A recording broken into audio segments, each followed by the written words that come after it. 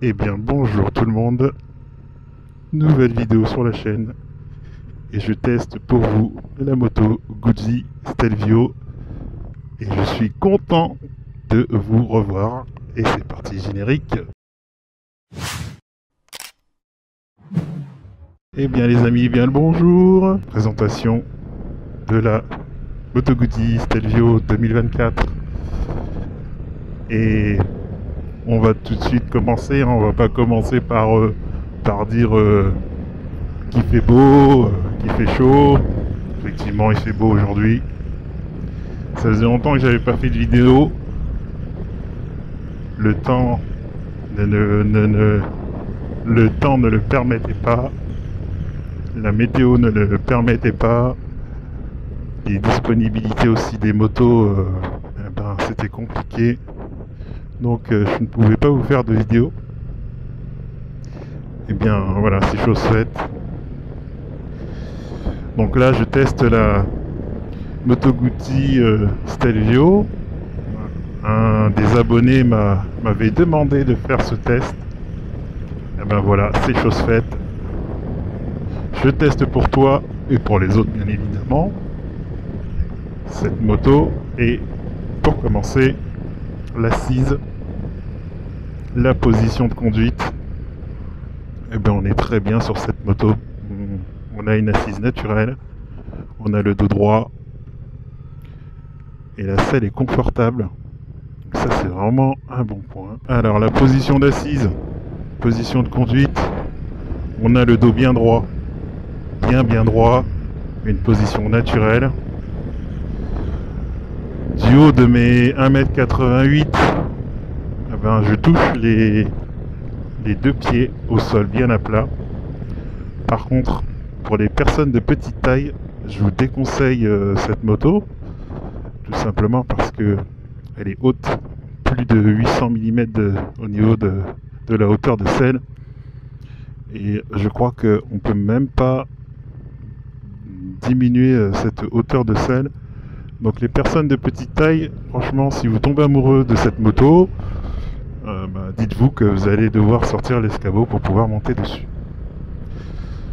En ce qui concerne la maniabilité, là, on n'est pas en présence de pneus route, car cette moto, qui a la même architecture que la V100 Mandello, c'est la même base, eh bien, a pour vocation une vocation routière et une ADN d'off-road. Donc là, avec la moto que j'ai pour essai, elle a des pneus à tétine. Alors ça n'a pas pour effet de me rassurer dans les virages, bien que ce soit vraiment psychologique, hein, parce qu'elle tient très bien la route, avec son guidon hyper large qui permet un bon bras de levier et une bonne maniabilité. Je ne sais pas pourquoi, moi les pneus tétons, ça n'a jamais tétine, pardon, ça ne m'a jamais inspiré beaucoup de choses, et pourtant elle colle bien à la route cette moto. On l'a bien en main, elle est bien maniable. On a une roue en 19 pouces à l'avant et une 17 à l'arrière. Et je trouve qu'il y a un équilibre qui est assez bluffant sur cette moto. C'est très intéressant. Et alors ce moteur qui développe 115 chevaux avec une force moteur de 105 newtons, eh ben, il est bien présent. Là il est sage. Je le brusque pas. On est sur la carte route, la carte road. Ça fait partie des 5 cartes proposées sur cette moto là. Il y a le mode sport, le mode route, le mode touring, le mode off-road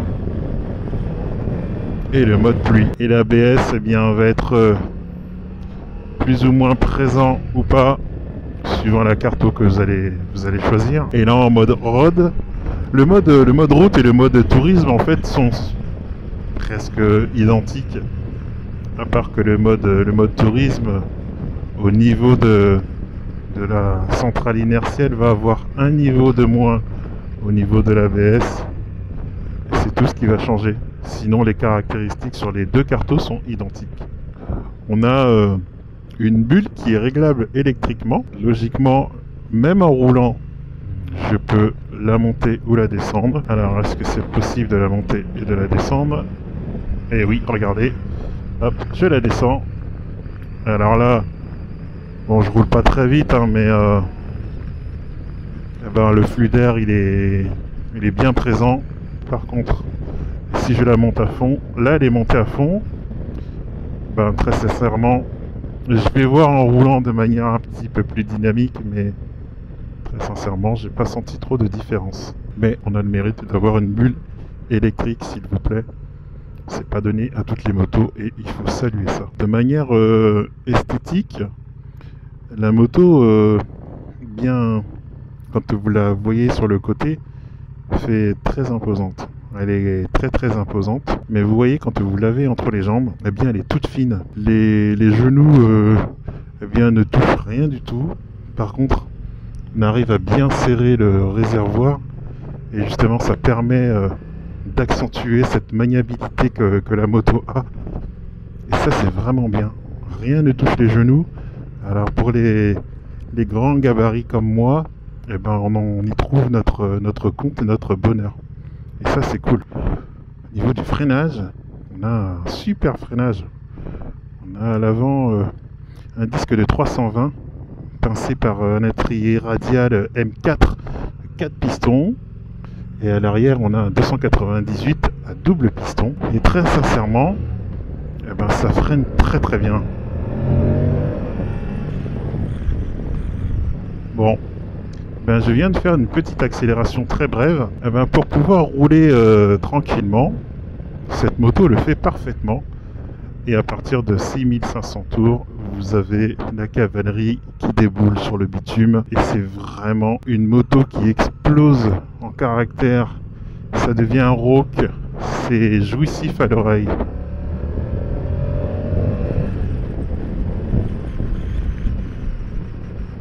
C'est très agréable. Et alors comme on est en présence d'un gros moteur, eh ben, on n'a pas besoin de monter dans les tours. Le couple de 105 Nm est là pour pouvoir pousser la moto. On n'a pas du tout besoin de monter dans les tours pour pouvoir avoir cet effet de catapulte, cet effet de tape sur les fesses. Franchement, c'est agréable. Vraiment très agréable. C'est un gros bi qui est souple. Je dirais pas jusqu'à dire qu'il est souple comme un 4 cylindres en ligne, mais il est souple Alors en quatrième, il reprend très bien, ça dépasse très vivement, c'est hyper agréable. On a un écran TFT de 5 pouces qui offre une visibilité très agréable. On a les informations nécessaires dessus. On a donc le contour, l'indicateur de rapport engagé, la vitesse kilométrique. On a l'affichage de la position de la bulle aussi. Ça, je trouve ça plutôt sympa. On a l'affichage de la température extérieure, le nombre de kilomètres restants. On a l'horloge, on a l'affichage de la cartographie. Et en changeant de cartographie, il y a une couleur qui est associée à chaque cartographie. Et ça, c'est vraiment sympa. Je trouve que l'écran TFT est du plus bel effet.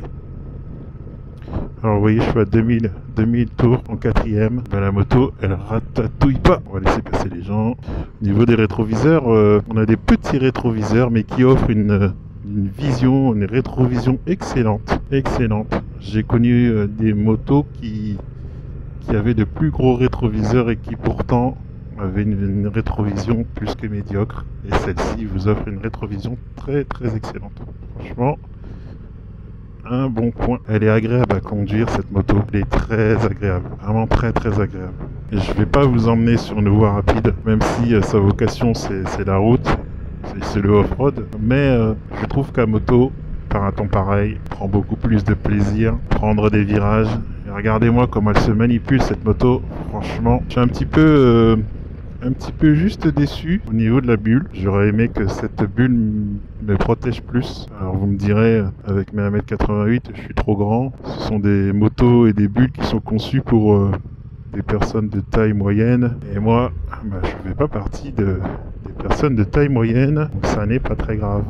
Mais ouais, j'aurais aimé que cette bulle me protège un petit peu plus. Quand on rentre dans les tours avec cette moto, elle a un bruit caverneux. Le pot d'échappement a un bruit caverneux. D'ailleurs, la position de ce pot d'échappement contribue à l'équilibre de cette moto. Ça rabaisse le centre de gravité. Il y a eu vraiment un travail de la part de Moto Guzzi pour pouvoir créer un équilibre parfait de cette moto. Et c'est plutôt réussi. Quand on essaye de faire le parallèle entre la V100 Mandello et celle-ci, la V100 a une vocation un petit peu plus sportive. On va dire qu'on va la comparer plus à un roadster, et celle-ci, d'ailleurs, qui se positionne plus sur la lignée des Africa Twin, des JS, des Tiger 900. Et au niveau tarif, je trouve que pour le même travail qu'une GS, cette moto va vous demander à peine 16 450 €, alors qu'un GS vous en demandera presque 9000 € de plus. Je trouve le son de ce Twin très intéressant. Twin longitudinal en V, ouvert à 90 degrés. Je trouve qu'il a une sonorité jouissive. C'est rond en bas avec un léger petit sifflement. Et ça devient caverneux passer les 6500 tours. Alors au niveau de la fourche, parce que j'en ai pas parlé de cette fameuse fourche. Alors je connaissais pas cette marque là, ou en tout cas très peu, la marque Zax, ça se dit comme ça. Voilà, d'habitude on a toujours du Showa, du Kayaba, d'ailleurs Kayaba qui se retrouve au niveau de l'amortisseur arrière, pardon. Mais d'habitude voilà, on a ce genre de marque. Et puis voilà, non, on se retrouve avec une fourche Zax du plus bel effet, 47 mm, qui fait un taf plus qu'honorable, même un très bon taf, plus qu'honorable, n'importe quoi. Un très bon taf. Elle est imposante, elle est impressionnante, je me suis trompé, pardon. Elle est impressionnante cette fourche, et elle fait un travail plus que parfait. Elle permet une remontée d'informations au niveau du guidon, qui vous permet de bien positionner la moto. C'est d'ailleurs assez bluffant comment les informations remontent. J'aime beaucoup. L'une des premières fois que j'ai cette sensation-là, au niveau du train avant, d'avoir une remontée d'informations si importante.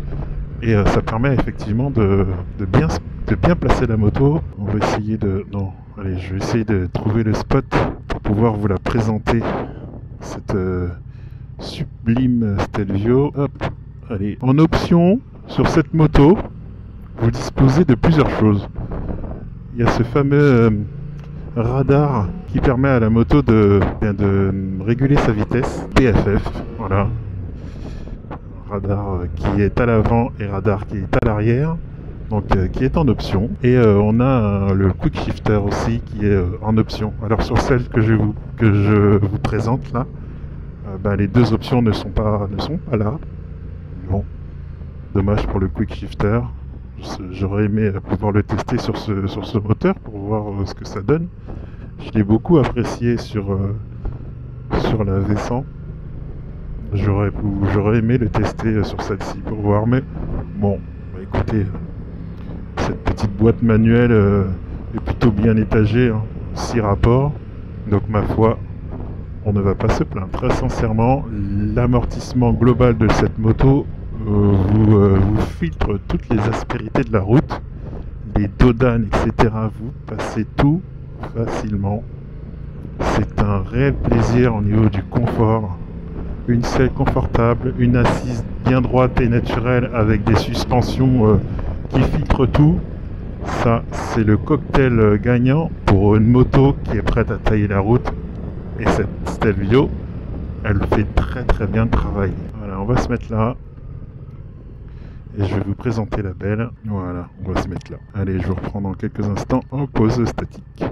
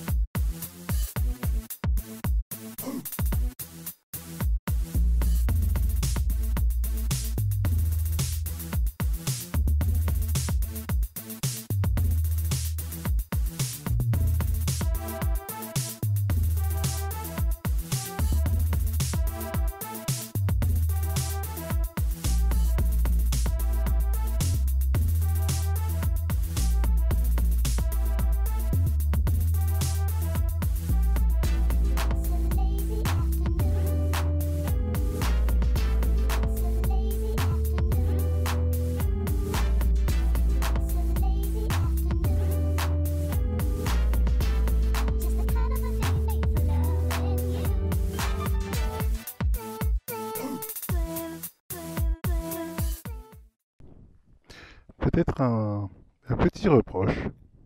Je trouve que la béquille, alors moi j'ai des grandes jambes, hein, mais je trouve que la béquille, elle est compliquée à aller chercher. Voilà, c'est mon avis. Je trouve que voilà, compliqué à aller chercher. Ça ne tient qu'à moi. Allez, c'est parti. Oh, j'aime bien. J'aime bien, j'aime bien, j'aime bien. C'est pas piégeux comme moto. On se fait pas avoir bêtement.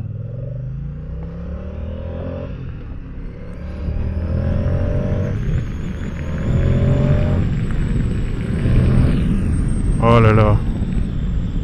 Et très sincèrement, elle me donne envie. Elle chauffe un petit peu au niveau des tibias.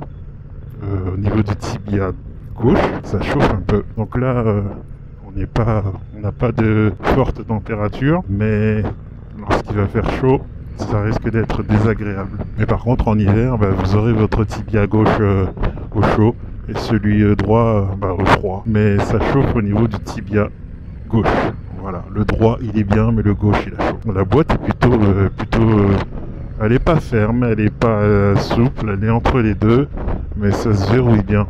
Ça cherche pas, on cherche rien, tout est bien étalé, tout est bien étagé, ça verrouille bien, ça on aime bien. Peut-être aussi une autre chose que je n'apprécie pas trop, c'est le passage de la première. Je trouve que quand on passe la première, la moto a tendance à vouloir bondir et ça c'est plutôt désagréable. Ouais, ça ce serait une troisième chose que je jugerais négativement. Après, au niveau de la bulle, tout à l'heure je vous disais que je sentais pas trop la différence, eh bien je me suis trompé. J'ai bien senti la différence. C'est vraiment à vitesse soutenue. On se rend vraiment compte du travail de cette petite bulle, malgré mes 1m88, eh bien ça dévie très bien le vent. Alors le vent là pour le coup il atterrit au-dessus de mon casque, j'ai beaucoup moins de turbulences, ça c'est sûr. Il y a réellement une protection en plus, mais c'est vrai qu'à basse vitesse on sent pas. Donc autant pour moi, cette bulle n'est pas là pour faire joli, elle est vraiment efficace. C'est tout pour moi, l'essai est terminé. J'espère que cette vidéo vous aura plu. Ça faisait longtemps qu'on ne s'était pas revu sur la chaîne et ça faisait longtemps que j'avais pas fait de vidéo. Voilà, on va essayer de reprendre les bonnes habitudes, essayer de trouver d'autres motos à tester. Si vous avez vous des motos que vous aimeriez voir passer sur ma chaîne, eh bien je suis à votre écoute, pas de problème. Merci encore aux abonnés, merci à tous les abonnés qui viennent sur ma chaîne. Petit big up au dernier abonné que j'ai rencontré il y a quelques jours de ça, qui est venu me voir. Voilà, on était à Auchan. Si tu te reconnais, bonjour à toi. Merci à la concession AMG Factory à Ronchin qui m'ont permis de pouvoir faire ce test de cette sublime moto. Sur ce, je vous dis à bientôt. Prenez soin de vous, équipez-vous parce que c'est important, même s'il fait chaud. On a tendance à vouloir s'équiper légèrement, mais équipez-vous, ça sauve des vies. Prenez soin de vous et de votre famille. Je vous dis à la bientôt. Je vous dis à la bientôt. C'était 17 Nubian pour vous servir. Ciao ciao.